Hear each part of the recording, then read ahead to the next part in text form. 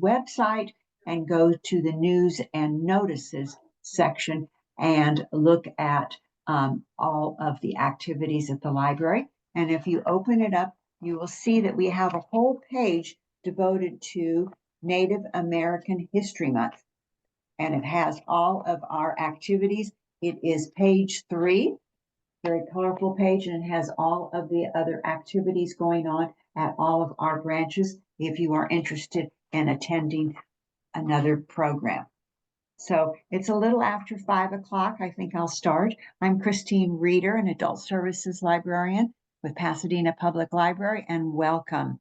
We're honored that you're here today to an evening of Native American poetry. The poets and their poetry showcase the universal and particular approaches Native American authors have taken to writing about diverse indigenous cultures. North American History Month is celebrated in November. It is officially recognized as National Native American Heritage Month and is a time to acknowledge the history, culture, and contributions of Native American communities. President George H.W. Bush officially designated November as Native American Heritage Month in 1990. And today we are honored to welcome Pasadena Rose Poets, Gerda Govine-Chart and Hazel Clayton Harrison, joined by author and poet Shonda Buchanan for a very special reading of their poetry. And I thought you'd like to know a little bit about each of these poets that are here with us today. So Dr. Gerda Govine-Chart established the Pasadena Rose Poets in 2016. She's the editor of the Pasadena Rose Poets first collection in 2019 and second in 2022. They read their poetry at City of Pasadena council meetings 2017 to 2019. She's the author of 5 poetry collections. Her memoir is a work in progress. She was invited by her publisher to read at an international book festival in June 2024. Gerda has shared her work in Colombia, Cuba, London, and Tijuana, Mexico, and has completed an artist in residency journey in New Mexico. Her work has been shown and read in Cleveland, Ohio, Los Angeles County, New Mexico, San Diego County, California Center for the Arts, Escondido, San Diego Public Library downtown, the Front Gallery, and Bonita Museum. Our next presenter is Hazel Clayton Harrison. She creates poetry that connects and honors her family, ancestors, and historical icons. She served as an Altadena Poet Laureate, working closely with her co-poet laureate, editor-in-chief, Teresa Maychuk, 2018-2020. She assisted to help edit the Altadena Poetry Review, 2019, and Altadena Literary Review in 2020. Her book, Down Freedom Road, was published in 2020 by Shonda Press. She's been widely published in literary journals, Altadena Literary Review, 2020, Coiled Serpent, Grandfathers, A Rock Against the Wind, River Crossing, and When the Virus Came Calling. She's the author of a children's book, The Story of Christmas Tree Lane, and her memoir, Crossing the River Ohio.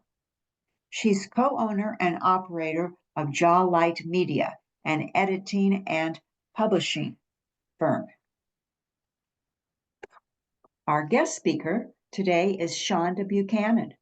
She is the literary editor of Harriet Tubman Press and an award-winning poet and educator, a Pushcart Prize nominee, Oxfam ambassador, USC Los Angeles Institute for the Humanities Fellow, and a City of Los Angeles Department of Cultural Affairs Master Artist Fellow. She is the author of 5 books, including the award-winning memoir Black Indian. Shonda is also a faculty member at Alma College's MFA program in creative writing. She is an award-winning poet, fiction and nonfiction writer, and educator. She's the recipient of the Brody Arts Fellowship from the California Community Foundation, a Big Read grant from the National Endowment for the Arts, several Virginia Foundation for the Humanities grants, the Denise L. Scott and Frank Sullivan Awards, and an Eloise Klein Healy Scholarship. She's consulting curator poet for the Broad Art Museum. She's also a Sundance Institute Writing Arts Fellow and a Penn Center Emergency Voices Fellow and a Gentle Artist Residency. She's a finalist for the 2001 Mississippi Review Poetry Contest, and her memoir, Black Indian, won the 2020 Indie New Generation Book Award and was chosen by PBF NewsHour as a top 20 books to read to learn about institutional racism. Black Indian begins the saga of her family's migration stories of free people of color communities exploring identity, ethnicity, landscape, and loss. Her American Indian bloodline begins in North Carolina and makes its way across several states, eventually ending with a family home in central Michigan. So, with my pleasure and the Pasadena Public Library's honor, we are delighted to welcome our three speakers today, Gerda, Hazel, and Shonda. So welcome. I hope everyone enjoys today's program. Thank you, Christine. We're going to do a little switcheroo.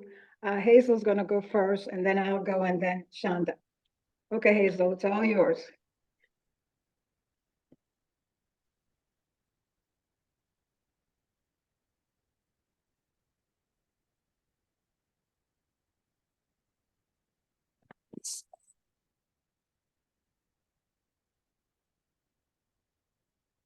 I think you're on mute, Hazel.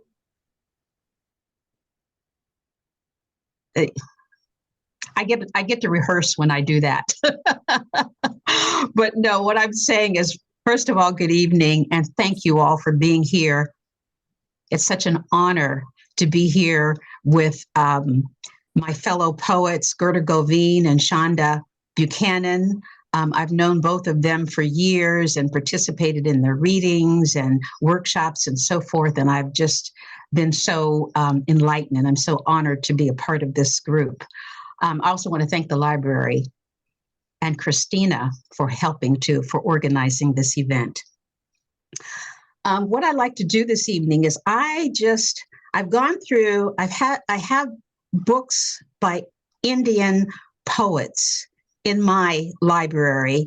And then, of course, I go to the public library and I've taken out books. So I want to share with you what I consider to be like a cornucopia of poems, of some of my favorite poems. And they are primarily by Joy Harjo, who is the poet laureate of the United States, of this country. A book of Native American Lakota spirituality poems, a couple of poems that I wrote that about Indian culture, and those are primarily the artists that I'll be sharing tonight. And I want to make it a storytelling session. If you have a question, you could either answer or ask the question at the end, or just let me know, just speak out, and I'll be happy to answer it. So I'm going to start with, it's a book called Meditations by Native Americans, Lakota Spirituality, a little background on who the Lakota Indians are. The Teton tribe, speaking Lakota, is one of the 7 Sioux tribes. 2 of the others speaking the dialect of Nakota, and 4 that of Dakota. The Oglala is a subtribe of the Lakota, and the word Sioux, which was applied to all 7 tribes, is a French corruption of the word meaning adder, that is enemy. That means enemy. So I'm going to start with a poem that's called, I tried to divide the poems into topics. They are identity and spirit, endurance and resistance, and endurance and beyond. So the first poems are about identity. And this one is called, most of them don't have titles, but it starts off with I'm an Indian. And it's by John Lame Deer. I'm an Indian. I think about common things like this pot. The bubbling water comes from the rain cloud. It represents the sky. The fire comes from the sun, which warms us all, men, animals, trees. The meat stands for the 4-legged creatures, our animal brothers, who gave of themselves so that we should live. The steam is living breath. It was water. Now it goes up to the sky, becomes a cloud again. These things are sacred. Looking at that pot full of good soup, I am thinking now, how in this simple manner the Great Spirit takes care of me. And I always love the way in Indian poetry, they evoke images of nature, of sky and earth and just an ocean and water. And it reminds us that we are a part of the earth, and the earth is our mother. And so it's always good to be reminded of that, even as we go about our day-to-day lives. This one is also by John Lame Deer. Listen to the air. You can hear it, feel it, smell it, taste it. Waniya, walk on, the holy air, which renews all by its breath.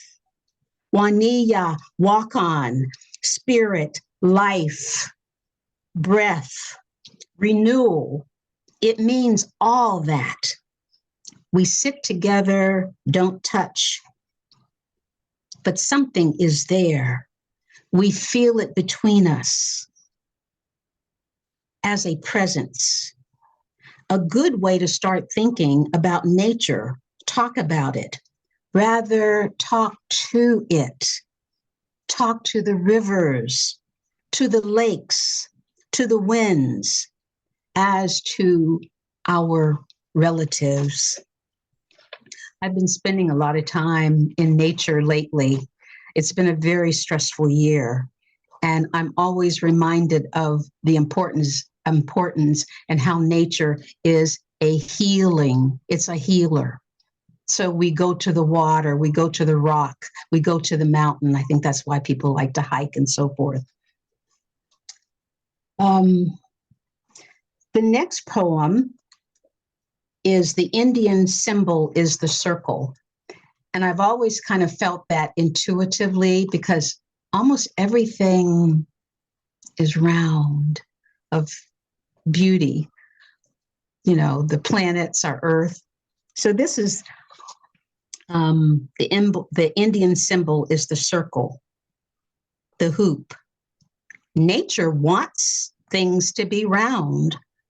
The bodies of human beings and animals have no corners. With us, the circle stands for the togetherness of people who sit with one another around the campfire, relatives and friends united in peace, while the pipe passes from one hand to hand. The camp in which every teepee had its place was also in a ring.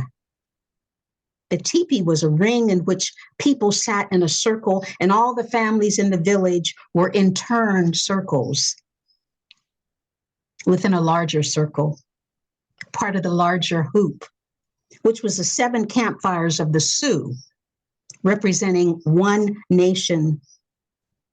The nation was only part of the universe, in itself circular and made of the earth, which is round, of the sun, which is round, of the stars, which are round, the moon, the horizon, the rainbow, circles within circles, within circles, within circles, with no beginning and no end. To me, that kind of represents life. You know, we start at the beginning of the year and we seem to go in a circle back from the ending back to the beginning in our own circle of life. So again, they're always pointing to the universe and the stars and nature. And I get just so, it feels good. It feels right. I'm going to read, and Gerda can keep me on time. Sometimes I get carried away. So if it's time to stop, just Keep going. okay, let me know. Okay. I'm going to go to it is part of identity. I had the great honor of having a friend. Her name was Jenny Knight, and she was mixed. She was white and Indian, but she could have easily passed for white, but she always claimed her Indian blood. And she was a very close friend of mine. This is when I lived in Minnesota. So she wrote this poem called Grandmother, and I think it's an example of an identity poem. Grandmother, I never even heard of you till I was grown. Now I look for you everywhere. Those high cheekbones in my mirror, are they yours or my small feet? From what I know of grandfather, you might be Shawnee or Dakota or even Cherokee. I wear soft moccasins, placing my feet in every print I see, but they don't fit. I am a stranger. I have no history. As a girl, did you live in a teepee or sing of Custer's Fall? Did you learn to soften deerskin or know the eagle's call? You must have missed me sometimes. Tears behind your eyelids tight and empty arms folded, waiting for me and a kiss goodnight. But I can never find you. My own eyes mist with tears. My feet stumble, my arms ache as I wander empty years. Still a stranger, still without a pass, still wearing moccasins, following fading prairie paths.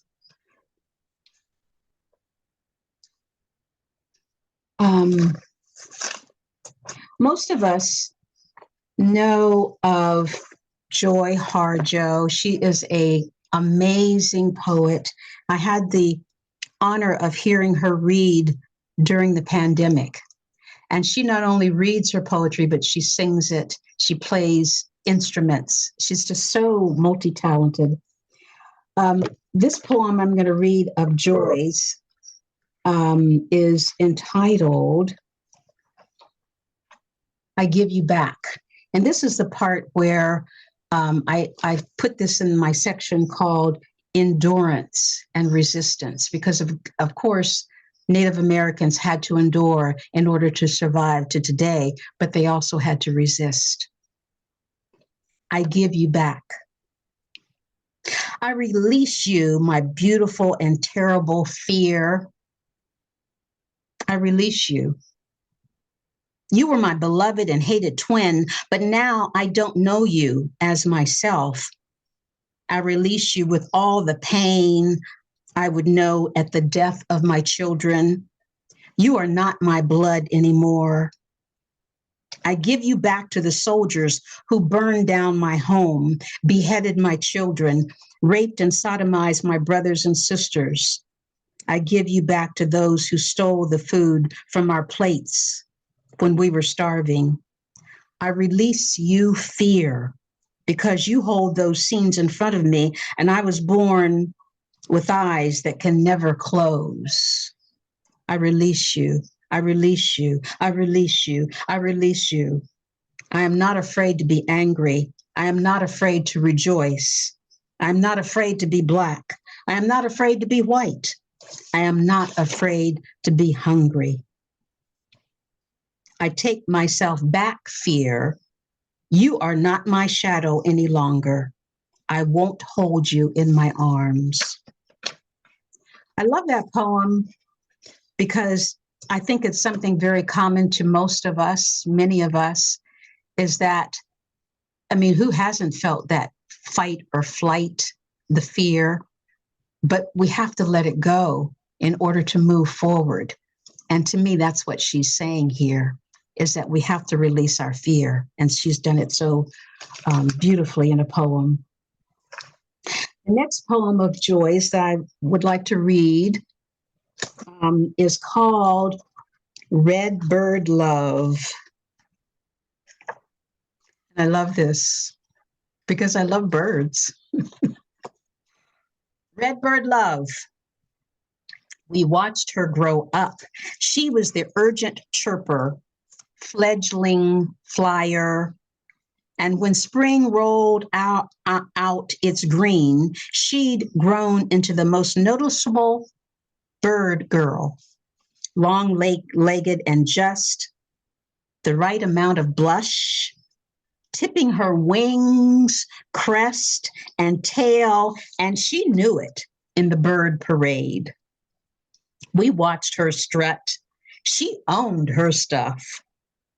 The males perked their armor, greased their wings, and flew sky loop missions to show off for her. In the end, there was only one. There's that one you circle back to for home.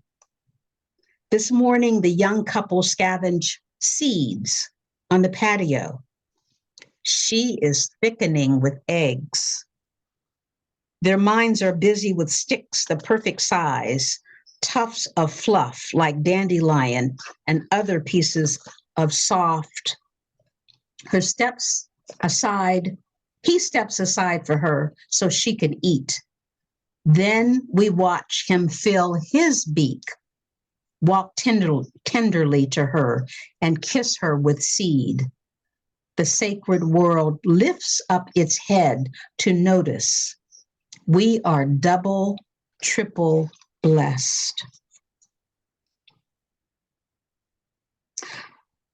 I'm going to read one more poem. Do I have time? Or Gerda, Yeah, one more, yes. One more poem.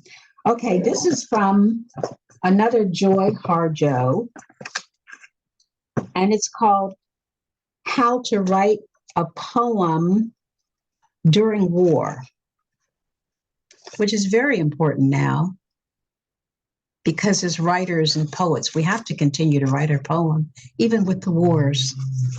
How to write a poem in a time of war. You can't begin just anywhere. It's a wreck. Shrapnel and the eye of a house, a row of houses.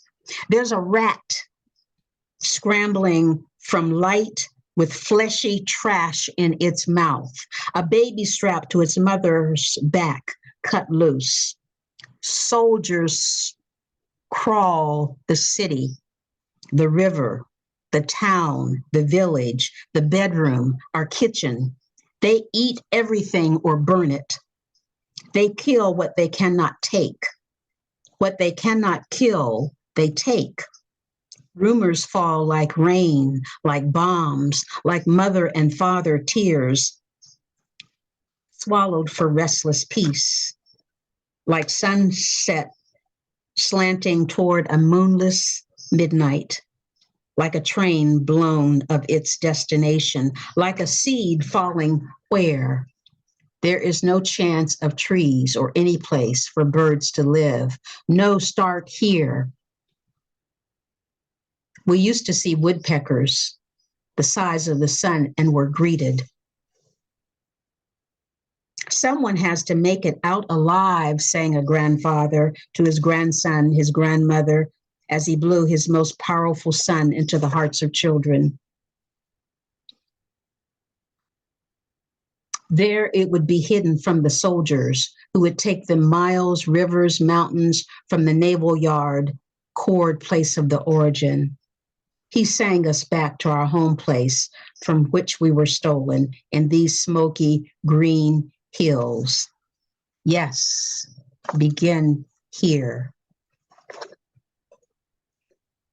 Thank you, Hazel. Thank you so much. What I did, I read various poems, and the ones that spoke to me, these are the ones I'm going to be reading now. The first one is by Sherman Alexie, and her particular tribe is in northern Idaho. It's called A Powwow at the End of the World. I am told by many of you that I must forgive, and so I shall, after an Indian woman puts her shoulder to the Grand Coulee Dam and topples it. I am told by many of you that I must forgive, and so I shall, after the floodwaters burst each successive dam downriver from the Grand Coulee. I am told by many of you that I must forgive, and so I shall, after the floodwaters find their way to the mouth of the Columbia River as it enters the Pacific and causes all of it to rise. I am told by many of you that I must forgive, and so I shall, after the first drop of floodwater is swallowed by that salmon waiting in the Pacific. I am told by many of you that I must forgive, and so I shall, after that salmon swims upstream through the mouth of the Columbia and then past the flooded cities, broken dams, and abandoned reactors of Hanford. I am told by many of you that I must forgive, and so I shall, after the salmon swims through the mouth of the Spokane River as it meets the Columbia, then upstream until it arrives in the shallows of a secret bay on the reservation where I wait alone. I am told that many of you that I must forgive, and so I shall, after that salmon leaps into the night air above the water, throws a lightning bolt at the brush near my feet, and starts the fire, which will lead all of the lost Indians home. I am told by many of you that I must forgive, and so I shall, after we Indians have gathered around the fire with that salmon who has 3 stories it must tell before sunrise. One story will teach us how to pray. Another story will make us laugh for hours. The third story will give us reason to dance. I am told by many of you that I must forgive, and so I shall, when I am dancing with my tribe during the powwow at the end of the world. The next one is by Simon J. Ortiz, and he hails from Albuquerque, New Mexico. The promise we live by. On the West Coast, days of rainstorm wrestle the Coast Range, their wet fury driven landward. We never quite know what the sky promises, and there is certain assurance in that fate. It is for that we wait. We're already weathered more than promises. They passed us by. So I'm not sure this morning when I step outside and suddenly it's not winter anymore, but some warm mask that molds the contours of my face with unbidden warmth. It's almost unnatural, but I hope not, having already found reliable the promise of loss. My expectation is unfulfilled. Somewhere within the universe of the prairie hills, there is a climate that is yet unnoticed, and from it is welling a warm rapture of another shore season. Believe it is not unusual. I urge myself, whose myths are always changing in the light. So it's this we arrive into daily, always another season, warm or frigid, and it's we who wage weather within our furious spirits. Tomorrow's dawn is a promise that will fulfill.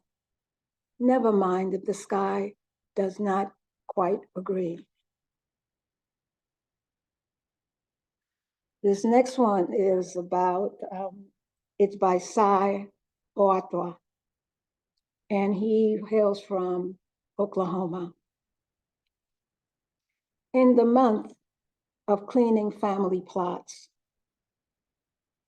in the month of cleaning family plots, I learned football among graves. All summer, fangs were plentiful. I fed only on fruit and acorns next to a nest built in a discarded doll marking the 50-yard line. From stakes licking my ears, sound of trees and whispers from the dead, I learned to read plays by how the opposing team huddled. On the field, I gave the appearance of lightning, a wardrobe of open wounds, magical goon, who knew a love that outlasted bottles of tequila and all the Cure albums. It too was true. This next one is from Kansas City, Missouri. Someone who's Cherokee, English, and German descent. Her name is Diane Delancey. Tiger butter. It is only when you're little you know tigers live in your closet. One with your shoes on his 2 ears, another with your umbrella tied to his tail, the rest wearing your red coat and blue trousers with the red buttons? Is it only when you're little that the dust balls have mountainous shadows in the crack of light under the door? Or is it also now you fear that tigers will eat you when you wake in the middle of the night and don't know where you are, nor remember how far you've come? Your nose hurts like a plowed field, your fingers stiff. Then somehow you remember what you've accomplished. The sewing is finished, the red buttons threaded to the blue pants, and the little coat with its sleeves. And you know you have given them to the tigers, so they won't eat you. But they chase themselves around a tree and melt it into butter. Now, you can pick up your coat and trousers, your shoes and umbrella. Soon, even you can start your car and go. The promise of dawn already on the face of the clock radio.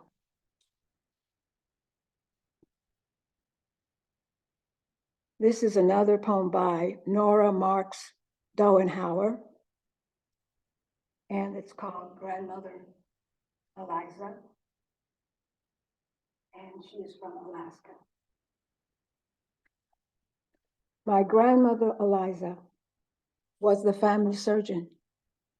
Her scalpel made from a pocket knife she kept in a couple of pinches of snooze. She saved my life by puncturing my festering neck twice with her knife. She saved my brother's life twice when his arm turned bad.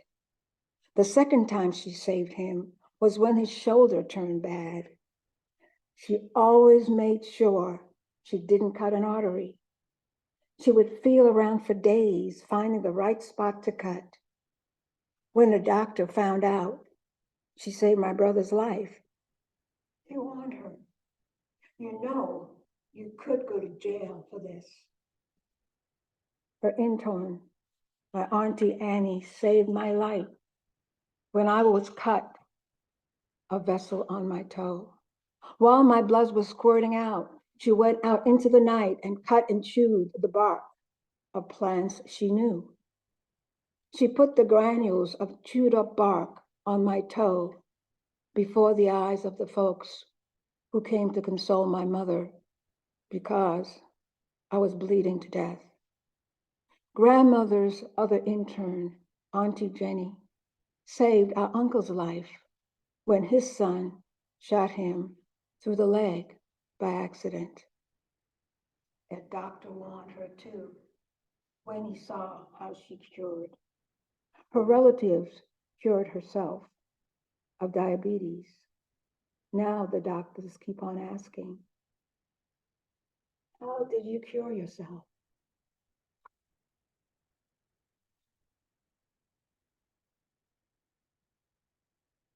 This last piece is dedicated to our next poet and writer, Shonda Buchanan.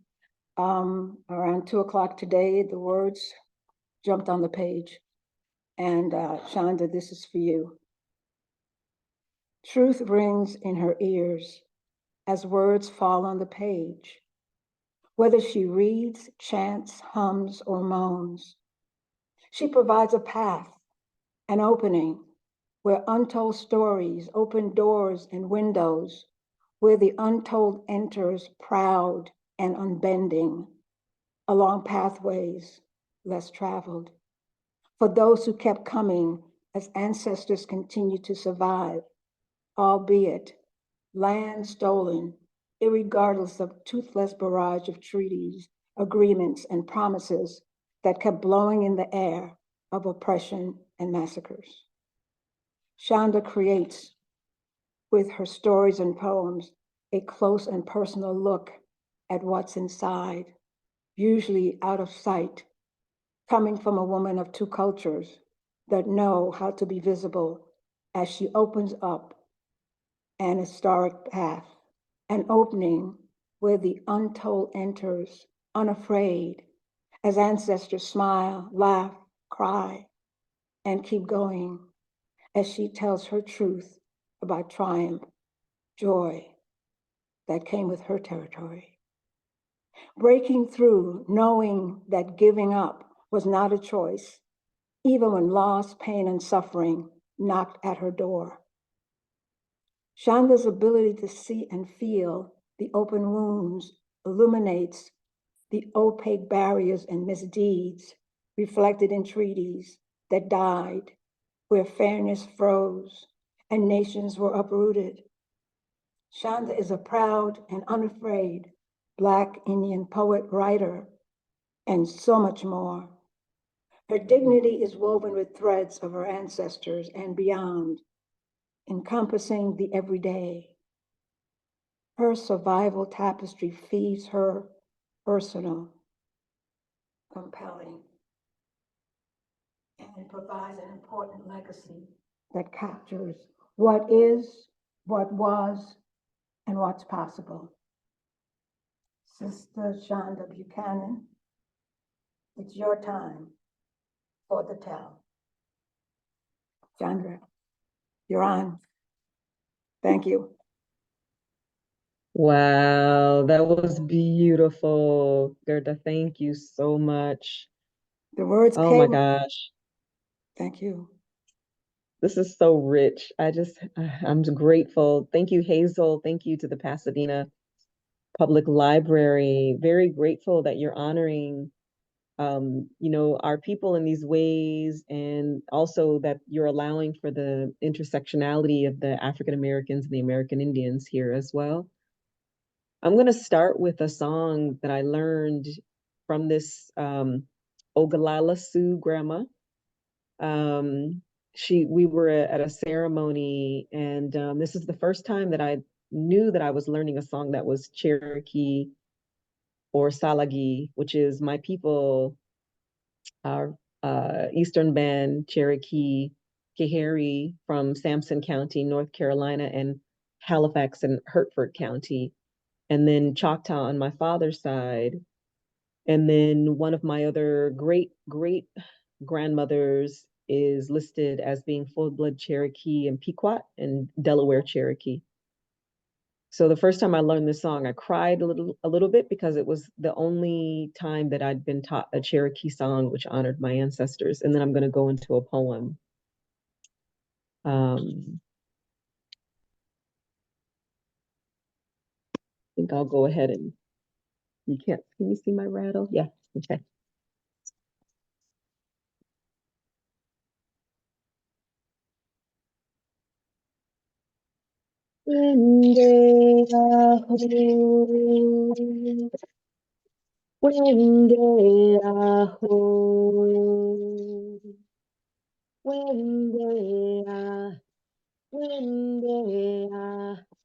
Oh, oh, oh, oh, oh, yeah,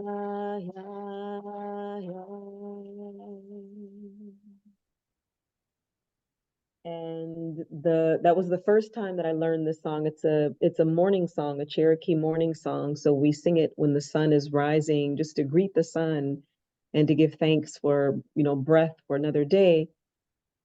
And then a little later, I realized, I said, oh, there's a group called Eulali, and they sing this Cherokee morning song in such a beautiful way. So I'm only going to just sing a little bit of how they sing, and I cannot compare to them. But I will. They go, Wende aho, Wende aho, Wende ah, Wende ah, oh ho ho ho hey ho hey ho. And then three of them are singing the melodies. Yeah, yeah, yeah. So this is the first poem in my book called Black Indians. All my journeys begin in North Carolina without my knowing it. Black Indians pushed like September crab shells on an angry winter shore, swept up in the storm of Moby Dick's adventure. The literature of us wiped and creamed against an outcrop of colonizing rocks, our acorn, our buckskin, our dreaming crushed. No, corrected. Under the weight of change, we became husks of ourselves. We were Nusiuk, fading into hairy ghosts on a riverbank. We were red-black wolves, chewing our wrists from the arm. We fought next to the Tuscarora, beating ourselves into a story of lush rivers and swampland and defeat, unaware of the coming. Saddles and horses and silver in white mouths, sweeping us up in their fingers like dust in the corners of black powder pouches. We ran. My family escaped from that swampland in Sampson County into Tennessee, then Indiana, and then Michigan, where I was born and raised. Indian, mulatto, colored, black. What were we?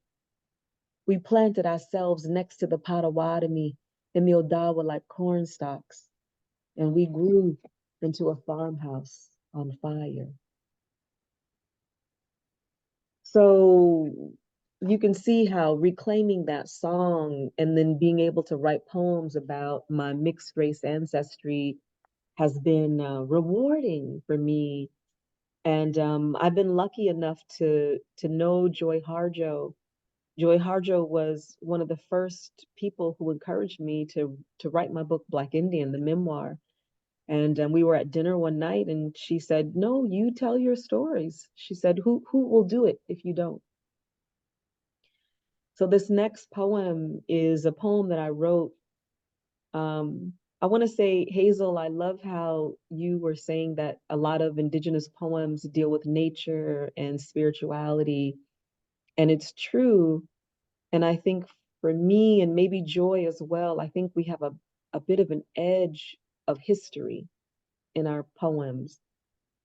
So this next poem is called Five Civilized Tribes, which deals with the truth of the experience of some indigenous tribes who owned Black slaves when they were trying to assimilate and live next to settlers and farmers and land grabbers in the early 1800s. And so the five civilized tribes, which I'll name in the poem, the Cherokee, Chickasaw, Choctaw, the Cree, and the Seminole, um, even though they owned Black slaves, and even though they'd assimilated and they'd cut their hair and they were wearing Western clothing, eventually the land grabbers and the federal government said, "We want your land too, so we're going to march you from South Carolina and North Carolina across the country and into Oklahoma and Alabama, which is now known as Indian Territory." In the 1800s, during Indian removal, specifically five Indian nations, the Cherokee, Chickasaw, Choctaw, Creek, and Seminole, were labeled civilized because they'd adopted many of the colonists' customs, owned Black slaves, and generally had good relations with their white neighbors before and after the Trail of Tears. The Trail of Tears is also called the Great Removal, the Long Walk, and the Trail where they cried. Poets, correct the history books. Those tribes that held my sable-palmed mothers by our throats, with 5 fingers given to them by Andrew Jackson, 5 hands soiled by myth of a wild west, 5 legs of bullets, straw, and pine, no feathers or horses, no buffalo heart. 5 very different notions of smoke and lodge and breeding than they began with before the walk. Over 60,000 forced into an Oklahoma shoebox, 4,000 crumbling on the way. How many were we, Black and Indian? Their slaves, their lovers, their wives, their half-breed children, their slaves. We, cassava heartbreak, singing to a wolf moon. We, deranged fallen seed, corn husks and silt. They all look the same to us. We all look the same. If this is civilized, let us be the savages. If these are my cousins, my brothers walking over my grave, I'll be the barbarian. So, yes, a little bit of history in the beauty. I realize a lot of my poems do that. They're very much in the realm of the sense of the longing of what was lost, and then also kind of reclaiming the beauty in that continuity of identity and how we like to say we are still here. we we haven't gone anywhere. We are the seeds of our ancestors.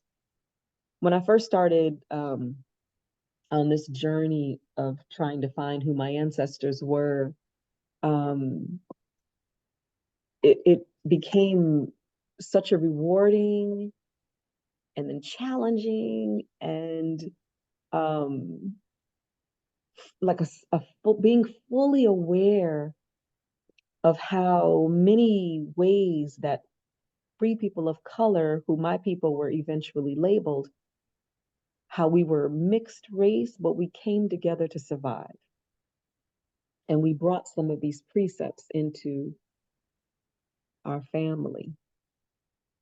I'm going to read a little bit from my memoir, Black Indian. And please, yes, put your questions in the chat or let me know if there's something. And after this, I'll look in the chat to see if anyone is asking a question that I can answer. If my mother knew anything about being Indian, the culture and practices of any Indian tribe, she never told me. Our Indian heritage was oral history until I traced it down to Sampson, Hertford, Halifax, and Greenville, Northampton counties, all in North Carolina and on the cusp of Virginia. I had traced one ancestor, Emmanuel, back to the Revolutionary War and thought about joining the Daughters of the American Revolution just to shake things up. My great-great-grandfathers, George Thomas Manuel, Jeremiah Stafford Sr., and Willis Roberts Jr. were all mixed bloods, free people of color, whose forebearers had married full-blood Indian women or who were themselves born into those tribes. While my mother always thought our Indian blood came from the local Kalamazoo tribes, instead, we were migrants on the Appalachian Trail of the Kahari and Noose and Eastern Band and Delaware Cherokee tribes. On my dad's side, I was Choctaw, but we didn't know any history. We didn't know our history. That was the problem. If my mother ever knew that Key Kalamazoo was the original Indian name of Kalamazoo, meaning mirage, or reflection in the water, or mirror, or any history of our family, and the migration we'd taken from North Carolina, she never told a soul. But my mama kept her secrets locked up tight anyway, her grin hard and bright as a swamp star in her face. We shake our heads. We just tired, I say. Just tired. So I'm going to stop there. That's just a little section introducing that thought or that feeling of how we lost so much on the migration trail. And a part of my writing and my poetry is to recover it. I mentioned one of my ancestors, Jeremiah Stafford Sr., and I want to show just a quick image of the Staffords of the Southwest. So see if I can get to him. There he is right there, looking like Abe Lincoln. So he is from, yeah, so this is the one originally from North Carolina, and he brought his entire family on the trail. They got on the trail before Indian removal. And this Jeremiah Jr., he was born in North Carolina. And then this Jeremiah, the third Jeremiah Stafford, served in the Civil War. He was one of the infantry from the 1st Michigan 102nd United States Colored Troop.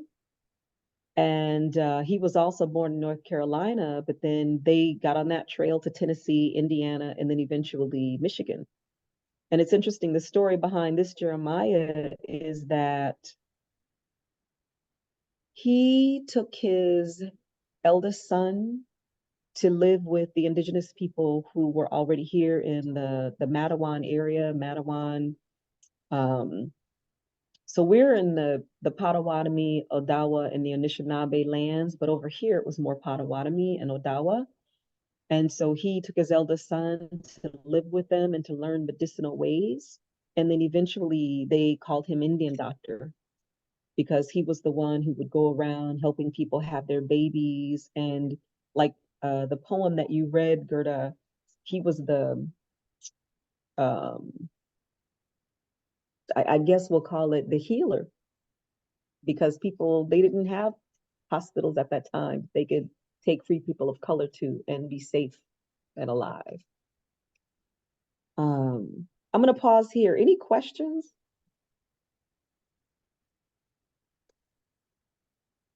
Okay, I'll read a couple of more poems. So I want to read this one from my mom. My mom is 83. She's getting around. She's getting around. But this is a poem that so I've been dancing powwow. I've danced it heavily for 10 years. And when I was thinking about just kind of like who my mom would have been if she would have inherited these traditions and these ways in a good way, I wrote this poem for her. It's called "My Mother Was a Grass Dancer," and I'll start it with a song. If this is a grass dance song, the tradition behind a grass dance song is grass dancers. You'll see them at a powwow. They usually dance in after grand entry. And the meaning of the grass dance is that they're dancing down the grass, like prairie grass, for the season. So when they go in, they're dancing and they're helping clear that land so that the people can have the powwow. And one of the songs that I learned, it goes like this. Well, Yahweh, Yahweh, Yahweh, Yahweh, hey, hey, yo. And then the big drum goes boom. Yahweh, and the women go, well, Yahweh,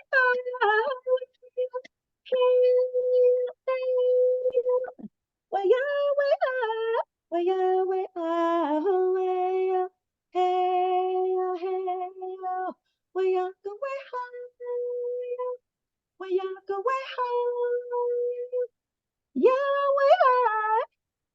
Yahweh, Yahweh, hey, hey. My mother was a grass dancer. Sharp scent, cold blades slapped my legs as I ran in our yard on Southworth Terrace. I was 6 or 7. That summer, Mama let the grass grow tall as me, 3 or 4 feet, and someone called the city on us, but she didn't care. It reminded her of the country and childhood, of her father in the cornfields where she deposited her secrets in until growing up happened against her like a rock. But then we came, and the cutting of the grass followed. As a child, through the universe of green, I slid and squealed, and that day of grass cutting turned into a night of cigarette tips glowing against the witch-kissed, smothered blue-black. I thought maybe I heard drums as I ran behind my brothers, cutting and cutting. Thought maybe I heard singing when my mother took over and cut the edges near the pond rocks. The grass falling like a lover before her, once a tall patch, now a soft pallet, a laced mat, a rug of love and fiber in our yard. In her last life, my mother was a grass dancer. She entered the circle, donning feathers and bells, head high above the rest, something sacred and special in her steps as she danced for her people, her children, me. She knew the language of grass, knew the way one sings and stomps down the spring green for a season of gatherings, for a child to run through it all, for a daughter to remember, free and clear.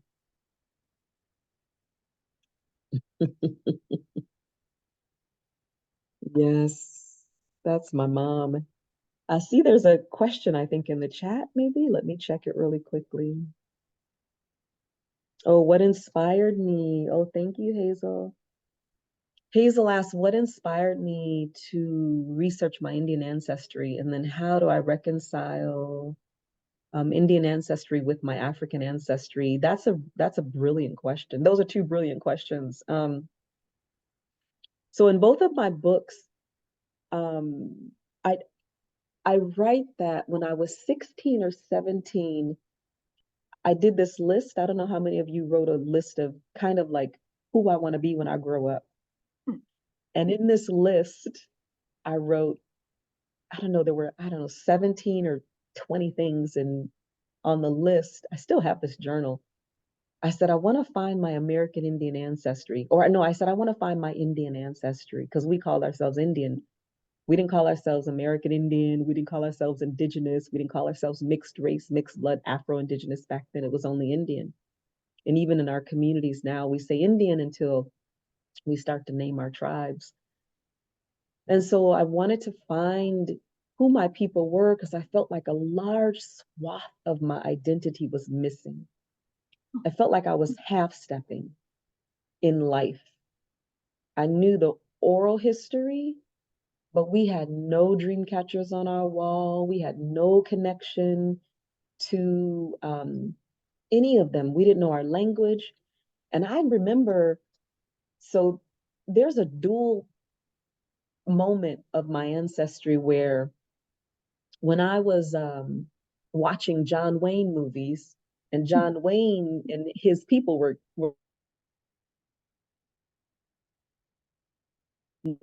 most of them were kind of like, you know, white and red face or right. But it was like, wait a minute, those are my people. And then the same whenever we watched like Tarzan, and it was like, wait, those Africans are our people. How did Tarzan get to into Africa? And then of course watching Roots and with Alex Haley's Roots, and I'm like, those are my people too. And so we knew that we were Black because we had been relegated to this space of Blackness. We knew that we were connected to Africa. We knew that what we grew up calling ourselves Negro, colored, and there's a whole history behind the word of colored. It comes from free people of color. Um, but so okay, I'm like, okay, I know I've got that African connection. I know I have that, but who are these Indians? Like, where do they come from? Where do they live? And I didn't realize at family reunions that we were all different colors and we were all there. We just didn't have any names. We didn't have our language. So when I say Cherokee, I only learned, I don't know, 15, 20 years ago that Cherokee is the European language, European word, and Salagi is the name of the people. Same with one of the another tribe that I'm adopted into.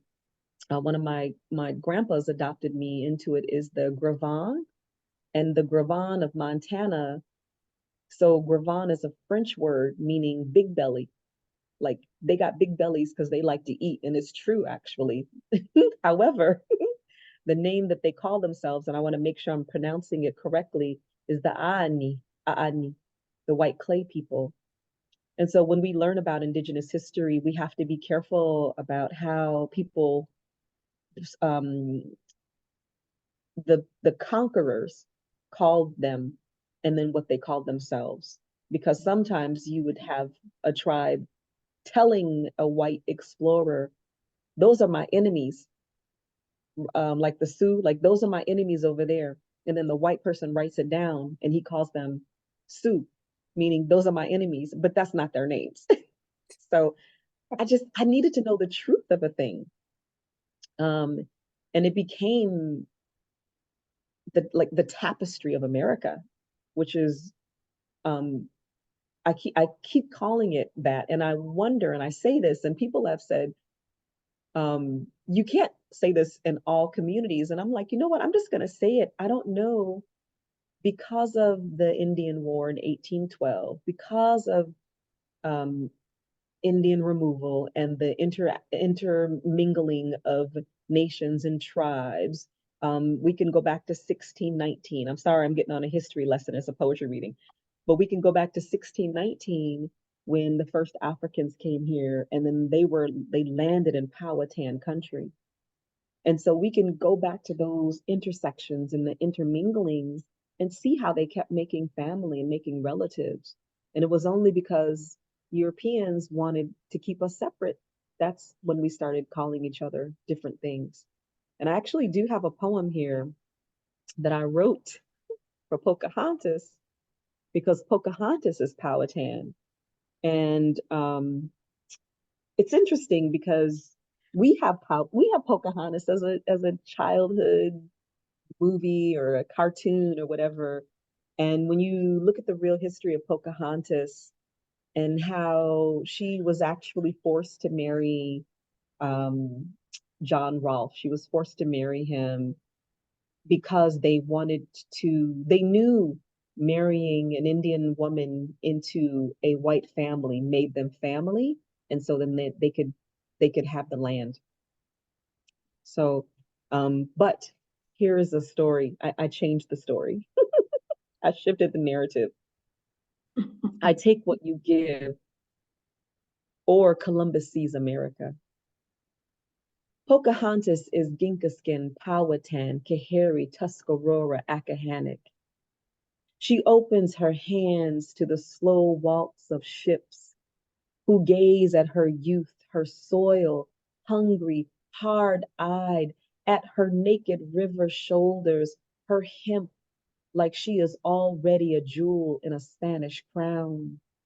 Don't come home without it, Columbus's mother said.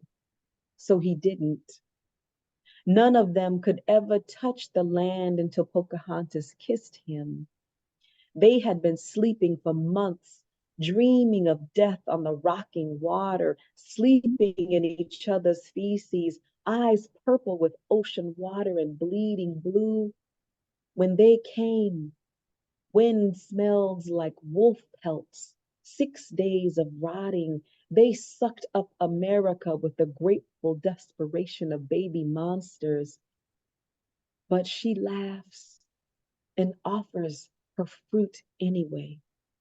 It is her first instinct, her nature to open her hands. She is unafraid. She has been taught to be unafraid. There's a lot in that poem in terms of how we, as Indigenous people, welcome strangers, not understanding the intention of some strangers. Some came with the actual friendship piece, and then others did not. Um, So, and then I think the other question, how do you reconcile that Indian ancestry with the African ancestry? I think I talked about that. Um, and in fact, can I read this a little chapter, a little section of the chapter of the memoir, which deals with that? This is Afro Assimilation Blues. I'll just read a couple of paragraphs. As the lore goes on my father's side of the family, my great great grandfather, Grandpa Tone, had 2 wives in Okolona, Mississippi. He had an African wife and a Choctaw wife who lived down the street from each other with their own separate families. These 2 sets of families produced 2 different but shared bloodlines. My Uncle Blue told me at my father's funeral, Grandpa Tone spent half his time at one house with the African family and the other half at the Indian wife's house. Those were the days. No one asked them for tribal enrollment cards or a blood pedigree. Was Grandpa Tone a slave or a full-blood Indian? No one knew, but I have his story. Sometimes Black folks look at me and give me that look when I say I am American Indian as well as African American. It's simple, I think. 50-50, like 2 sides of a coin. Girl, please. I get the neck roll and the corresponding roll of the eyes. You know you Black. Or everybody got some Indian in them. Don't get uppity. Everybody got some Indian in them. Not everybody. So I'll stop there. I try to make the book funny because it's heavy. It's really heavy talking about lost heritage, and so I had to find ways to create a little bit of humor, particularly in this one, and a little bit of the absurdity, kind of like the election right now. Ditto. So I'll pause right there. I'll stop. Let's talk. Let's talk, y'all. And thank you very much. Thank you very much. Any questions? Oh, I wanted to share also Sherman Alexie is he's a man. Um, yep. Sherman Alexie is a man. In fact, Joy Harjo introduced me to him at a powwow. Um, and he's just an incredible writer. Incredible. Reservation Dogs. I mean, there's so many amazing, books. I have to let me list off some people for us to read. Sherwin Bitsu, incredible Dene poet, Dene poet, Navajo poet. Natalie Diaz, just an amazing poet. She won, gosh, a lot of awards. Leslie Marmon Silko, national treasure. She wrote a book called Ceremony, incredibly beautiful. She's Leslie Marmon Silko's Pueblo. Scott Momaday, Kiowa, one of my first American Indian authors that I had been introduced to. Again, another national treasure, the Way to Rainy Mountain. There's so many. Oh, let me just mention Stephen Graham Jones, Blackfoot. So he's maybe, I don't know if he would call himself a horror writer, but the way that he translates Indian culture into things that are like, it's almost like he is the Stephen King of indigenous culture. And I hope that doesn't offend him. Okay, let's talk.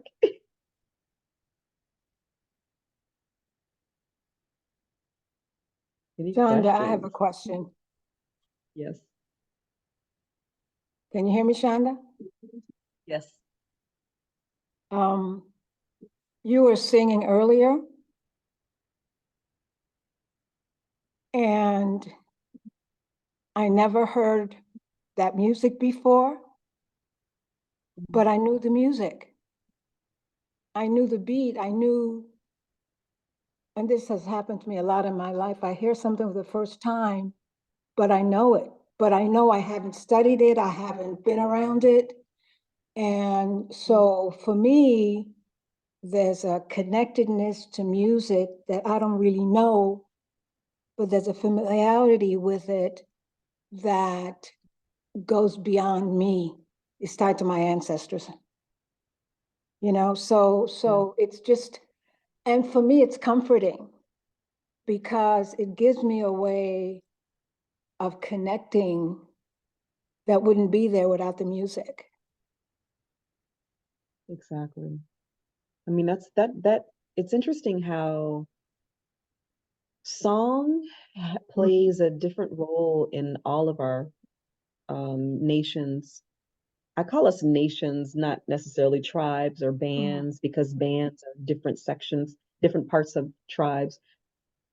But even for the African side, what you said, what you just described, I felt like that when I started dancing West African dance. And there was one song that we sing, Eh, Jalia, halale ke Jaliada. Eh, Jaliada, halale ke Jaliada. Hey, halale ke Jaliada. Eh, Jaliada, halale ke Jaliada. And when I first heard that song, I cried. I was like, oh, I know that song. My spirit knows that song. So I think our blood, I say blood calls blood. And we know, the DNA knows. Yes, for sure. Well, thank you. Yeah, it happens all the time. I just see it as a plus and a gift, and I just go with it, Yeah. And that's why I sing too when I'm reading, because and I think Joy Harjo, because she's a saxophone player, and she sometimes when she reads, her words become song, and then you hear that it's almost like Sonia Sanchez as well, because there's an intonation and a cadence Yes. that the words need to lift. They need to lift off the page, and they need to sing. Mm-hmm. Mm-hmm. Thank you. Mm. Um, Shonda, this is Hazel, and mine is more of a comment than a question. I just wanted to say that I've been reading your book, Black Indian, and it is so amazing. I love the way you weave story and metaphor, and you make it come alive. And your family is so rich. I feel like all the characters in your family, I feel like I know them. Your sister, your daughter, your nephew, your mom. Oh my gosh. So I say that because I just really hope that this audience will go get your book and read it, because we learn a lot about ourselves, you know, as people and as family and our Indian sisters and brothers. So thank you for writing this. No, thank you so much for saying that. It's interesting because this book of poetry came first, but it was published in 2012, but it came in the middle of writing the memoir. And I just needed to deposit this first someplace, right? And I knew that this one would take longer. This is the 10-year book. This is the weaving in of the history and the story. And then this one, because poetry is my first love, and it's like drinking water for me, I said, I need to get this book out. And I just want to share, if I could, one more poem. Yeah, you got And that. yeah, so when I talk about the way in which we use language to capture a moment, but that moment it is our moment, but it's also a moment for the people. June Jordan had a program, a class actually, called Poetry for the People at Berkeley many years ago, and some of my best friends were June Jordanites. Like, they worked with her, they knew her. If you don't know June Jordan, you have to look her up, look up her poetry. But poetry, it is for the people, and it is also a way that we get to language something when other people, they're feeling it, but they don't know how to say it. So I'm gonna read this this poem. It's called Berkeley Plantation, and it's for the slaves and the Indians of Berkeley Plantation. And how timely, because this was supposedly, Berkeley Plantation was supposedly where the first Thanksgiving was held in Charles City, Virginia in 1619. But we know it was not Thanksgiving for everyone. Know that. So my ex-husband and I went to the Berkeley Plantation because we haunted plantations. We were like, what happened here? And where were our people picking cotton? And where did the intersections come together, right? And so this is one of the poems that came from visiting this plantation. It is my fault when we enter the master's house unaccompanied, my husband and I. We are wrists in the sleeves of yesteryear. Berkeley Plantation, on the James River, sassafras summer. It is the end of a hot day in Virginia. The empty house, its silences, beckons me. Hallway is wide, decent rooms, cardboard smell, stately portraits above mantels. White faces, chipped porcelain and china, things Black and Indian hands have cleaned. My husband pauses. I sigh. We are the stories hundreds of years ago that these interpreters tell, yet my picture is not in this house. Y'all can't be in here, a voice calls. She comes. dressed in petticoat and apron, an interpreter, stern, seems upset that we trace our ancestors' footsteps. She has forgotten her training, thinks we might take something, I can tell. No, it's private property now. Property, property. That word again. Will I ever know the lace of it? A slave's life, a denied drink of water, womb vacuumed, arms empty of a child. Shouldn't admission be free for us? I turned to go, but instead turned back asking, if my ancestors worked this land, shouldn't I be able to walk it?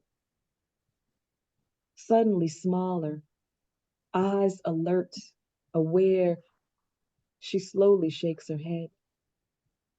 What would I steal, take back? The betrayal of humanity, the stories interpreters tell, the long ache of time.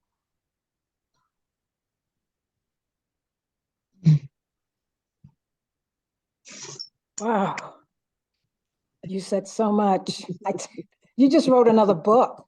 It is You actually. just wrote another It book. is. I should. How I haunt the ghosts that haunt the plantation and the interpreters. So they know. Interpretation is a big thing in Virginia with Colonial Williamsburg, and they want to tell their story. the history. They want to tell their story, yeah. And it was a really big deal in Virginia when I was working at Hampton University, and the tearing down of Confederate statues and flags and that kind of thing was happening. And people, there were fights. It was like, no, this represents our heritage. And then other people were saying, no, that represents suffering and indentured servitude and chattel enslavement of African Americans and Indians. So, so just to go to those plantations and really like listen for where are the people of color who helped, who cooked, who kept the children, who fought in those wars as well, and next to the Union soldiers, the Confederate soldiers, right? That history is all entwined. So writing is a way to tell that story. And I'm hoping that anyone who's listening has that sense that you have the right to tell your stories. You have that a right to.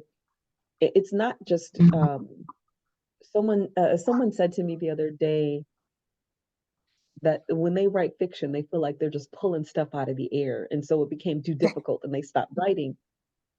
And I said, no. I said the history, like you can tell the true story of someone, what Toni Morrison did in all of her amazing books.